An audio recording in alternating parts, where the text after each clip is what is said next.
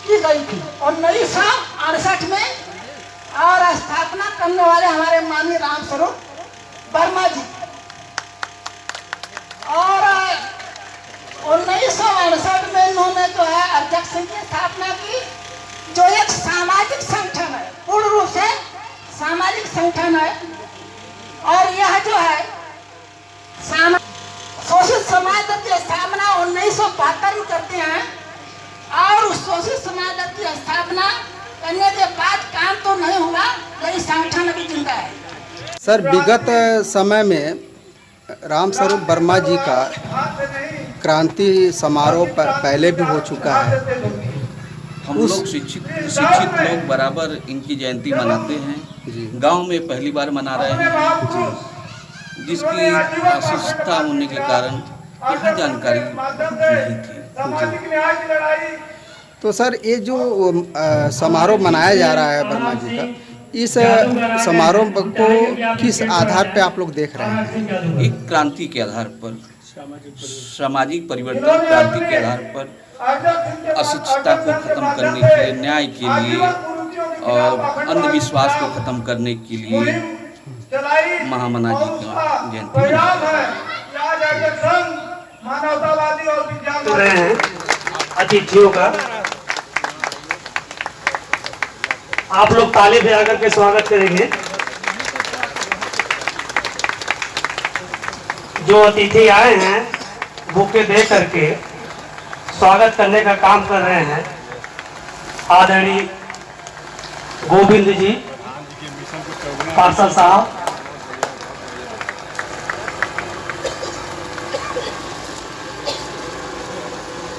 साथियों, आज जिस शख्सियत का जन्म जयंती है, उन्होंने एक ऐसा विचारधारा देने का काम किए हैं। उन्हीं के विचारधारा से अर्जक पद्धति से शादियां हो रही हैं। आज सैनिक साहब, तो स्वागत के कड़ी में आदरणीय पार्षद जी अपने इस प्रांगण में लोगों का स्वागत कर रहे हैं।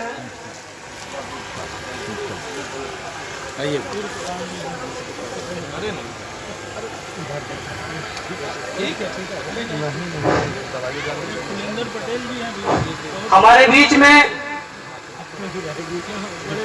कपरफोरवा के धरती से चलकर आए हैं डॉक्टर सेवाराम। आप BHU से PhD है। हम चाहेंगे कि आप आवे, 1 मिनट में अपने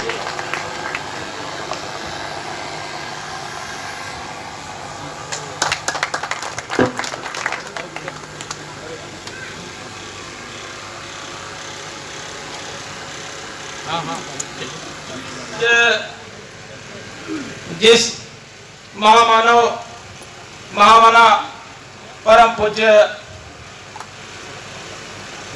रामस्वरूप वर्मा जी, जिनके आज जयंती समारोह हम लोग मना रहे हैं, हम लोगों के बीच में जो हम लोगों के अग्रज हैं, गार्जियन हैं, जो पथ प्रदर्शक हैं और जो ऐसे महान महापुरुष के पद चिन्हों पर चल रहे हैं, अब आप लोगों की उपस्थिति, जो गरिमामयी उपस्थिति है, आ चुके हैं आप लोग। और हम चाहेंगे कि आज का इस कार्यक्रम का विधिवत शुभारंभ दीप प्रज्वलित कर, कैंडल जला के उनके जीवन की जो वृतांत है उनके बारे में हम सबको अवगत करावें। इसके लिए मैं चाहूँगा, साथियों, आप लोगों से अनुरोध है, शांति बनाए रखें। अभी बहुत लोग आने वाले हैं और आप लोगों के बीच में बता दूं कि एक मशहूर जादूगर हैं RR सिंह जी, जो राष्ट्रीय स्तर के पूरे देश में जिनका कारनामा लोग देखते हैं और दंग रह जाते हैं, ऐसे जादूगर भी हम लोगों के बीच में आधे घंटे में आने वाले हैं। वो भी अपने कला का प्रदर्शन करेंगे। तो अगर उसको बना नहीं सकते तो बिगाड़ने की भी कोशिश ना करें। और एक चीज बता दूं आपको, ये बड़ा छोटा सा शब्द है लेकिन फर्क कितना होता है। जहां जहां घंटा बजेगा थोड़े अच्छे से पढ़ेंगे तो वहां अधिकारी पैदा होंगे। ये आपको सोचना है, मुझे नहीं सोचना है। और मैं आपको बता दूं, मैं कहीं भी देश में जाके मेरा कोई काम नहीं रुकता, हर किसी से मेरा पहचान है। और मैं कभी ये शब्द नहीं कहता कि मैं फला आदमी का विरोध कर रहा हूं। जो हम लोग विरोध करें कुरीतियों को, जो कुकर्म है, हम उसका विरोध करते हैं।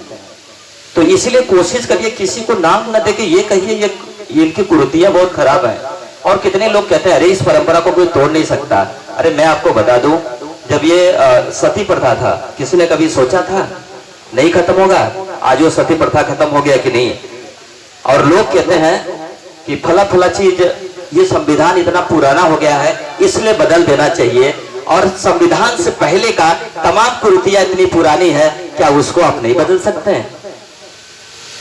जब वो पुराना होकर बदला जा सकता है तो जब ये उससे भी पुराना है उसको तो और जल्दी बदल देना चाहिए। और याद रखिए, जिस दिन आपके अंदर खाली ये आ जाएगा, एक छोटा सा शब्द और कहूंगा, ये परेशानियां कहां से आती है, एक लाइन में खाली समझिएगा तो पूरा सारांश आ जाएगा। सबसे बड़ा इस अपने हिंदुस्तान के धरती का रोग क्या जानते हैं? क्या कहेंगे लोग? शिक्षा देते हैं ये भगवान, जिनके दर पे जा करके, मेरी बात इसलिए मैं कह रहा हूं कि समझ लीजिएगा, आप अपने भगवान के दर पे जाके सर रख करके पड़े रहिएगा। लेकिन अगर ABCDEFGH अगर आपको आ जाए तो आप मान लीजिएगा कि भगवान में ताकत है। लेकिन अगर आपके बच्चे में ABCDEFGH नहीं आता है, उसे तब आता है जब आप स्कूल में भेजते हैं, तब आता है साथियों। यह बात महामाना साहब ने कहा था। सारे लोग अपने माता पिता को जीवन भर हमें पालते पोसते हैं, जब हमारे बीच से वो चले जाते हैं तो हम सारे लोग क्या करते हैं? खुशियां मनाते हैं, उनका तेरही मनाते हैं, पकवान बनाते हैं, लड्डू मिठाई तमाम तरह हजारों हजार लोगों को भोजन कराने का आयोजन करते हैं। यह मेरी बात, मैं किसी की आस्था पर चोट करने की बात नहीं कर रहा हूं। मैं उस बात को कहना चाहता हूं, दुखद इस बात की है कि जिन्होंने हमें पाल पोस करके यहाँ तक लाने का प्रयास किया, हमें लायक बनाने का प्रयास किया, हमें उस लायक बनाया कि हम इस देश दुनिया में सैर कर सके, अपनी बातों अपने विचारों के रख सके, वो हमारे बीच से चले जाते तो हमें आपको क्या होना चाहिए? दुखी होना चाहिए कि खुशी होना चाहिए? दुखी होना चाहिए साथियों। तो दुख के ये जो छोटी बच्ची को मैं अपने साथ लेके जा रहा हूं, आज इतने लोग आए हो ना, इसमें 5% भी महिलाएं नहीं है। पुरुषों की संख्या की 5% भी महिलाएं नहीं है। कारण यही है कि घर में महिलाएं कुछ और कर रही है और यहां हम लोग कुछ और कर रहे हैं। ये जब से जो अंतर है, इस अंतर को पाटोगे नहीं, समानता नहीं लाओगे। रामस्वरूप वर्मा जी ने यही कहा था, मानववाद का मतलब कि समता समानता होनी चाहिए। लेकिन औरतें पूरब जा रही है तो पुरुष हमारा पश्चिम जा रहा है, जिसके नाते शिक्षा होने के बावजूद भी शिक्षा की कमी नहीं है। हर वर्ग में, हर जात में इंजीनियर है, डॉक्टर है, प्रोफेसर है, वकील है, PhD किए हुए हैं तमाम। कोई घर ऐसा बाकी नहीं है जहां पर कि महिलाएं न पढ़ी लिखी हो। लेकिन इंजीनियर होने के बाद भी हमसे दूरी बना के है, डॉक्टर है, प्रोफेसर है, लेकिन हमसे दूरी बना के है। क्यों है? हम उस अवस्था को ध्यान नहीं दिए जिस अवस्था में माता उस बेटे को, उस बेटी को लेकर के मंदिर में जाती है। उसी का असर है कि आप कॉन्वेंट में भेज दो, चाहे किसी भी स्कूल में भेज दो, वो DM बन जाएगा, SP बन जाएगा, लेकिन उसकी विचारधारा आपसे अलग रहेगी, क्योंकि उस मंदिर का प्रभाव उस पर पड़ा है। और में सब लोग बुद्धिजीवी हैं। जब वो बच्चा भी आज हमारे महापुरुषों से दूरी बना के रखा है, तो मैं महिलाएं आई हुई है, मैं अनुरोध करना चाहता हूं, आए मेरे महिलाओं, आए मेरे बहनों, आए मेरे जो है बेटियों, याद करना मेरी बात को। यहां से जाना सही के माने में आपकी जो है जयंती तभी मानी जाएगी इस समारोह में सम्मिलित होने का कि आप घर जाओगे, किसी बेटी या बेटे को छोटे अवस्था में किसी जो अंधविश्वास स्थान पर किसी तीर्थ पर लेके नहीं जाओगी, मंदिर में नहीं जाओगी, तब वो जो है आपका बेटा इंजीनियर होने के बाद भी वो साइंटिस्ट बनेगा, वैज्ञानिक सोच वाला बनेगा, वो बच्ची सोच वाली बनेगी। और मेरी बच्ची आई हुई है, अनुप्रिया वर्मा आई है,